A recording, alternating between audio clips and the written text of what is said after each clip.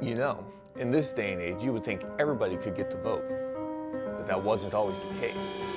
Let's take a trip to Tennessee.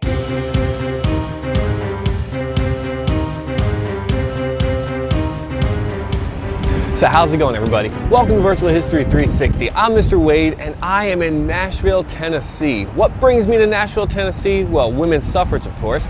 Now, this is a very busy street corner and later in the video will be a little quiet, but bear with it now while I give you into the story a little bit. You see, the 19th Amendment, this was the women's suffrage amendment, and it was being fought for decades, okay? It can trace its heritage all the way back to Seneca Falls in 1843, but really the momentum got started under Woodrow Wilson's presidency when the protests got harder and heavier. So what happened?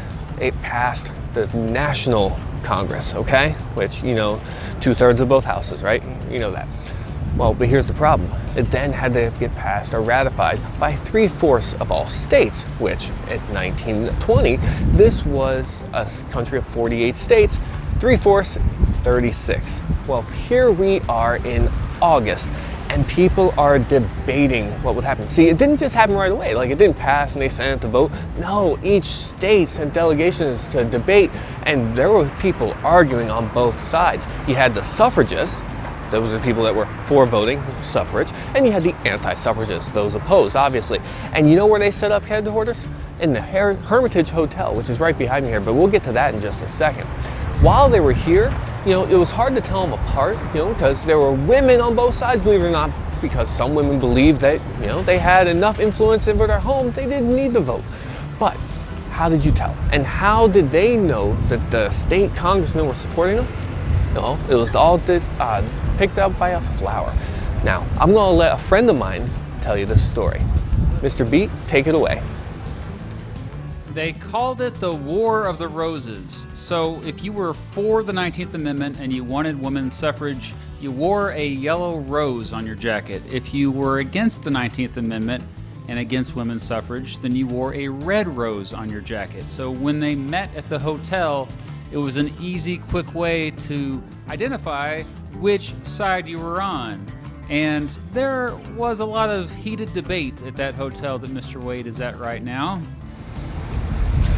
You know what? That was a really cool story. You know, yellow and red. But you know what? It comes into an even greater story. And if you check out Mr. Beat's video on suffrage, there's going to be a story on Harry T Byrne, and it talks more about the changing of colors. But where was we? Why are we here?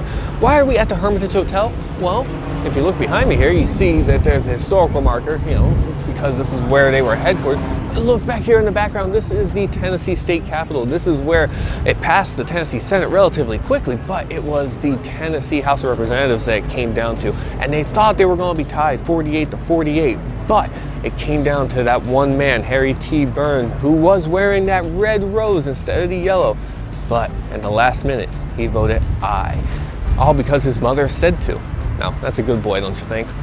But the suffragists weren't all gathered in the State House. They were actually in this building. What do you say we head inside to the Hermitage Hotel and look where their headquarters actually were? All right, guys, so here I am inside the veranda at the Hermitage Hotel. We are inside. It is beautiful. Now, when they were voting on the 19th Amendment, this was actually an exterior space, and the suffragists actually set up here in this room right here. If you look over here, follow me this way. Behind what are the windows now, there are trees, but before those trees were planted and they grew, you could actually see the State House. And when the vote passed and when the amendment was voted yes, when Harry Byrne voted aye, the signal was sent to the suffragists, and this is where the celebration started. What do you say we head back outside?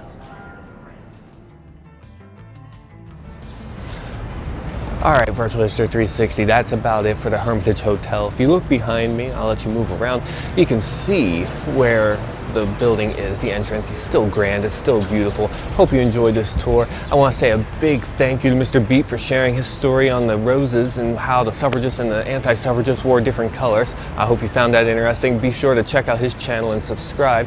And you know, while you're at it, subscribe to mine if you haven't already. So for Virtual History 360, I'm Mr. Wade. Thank you.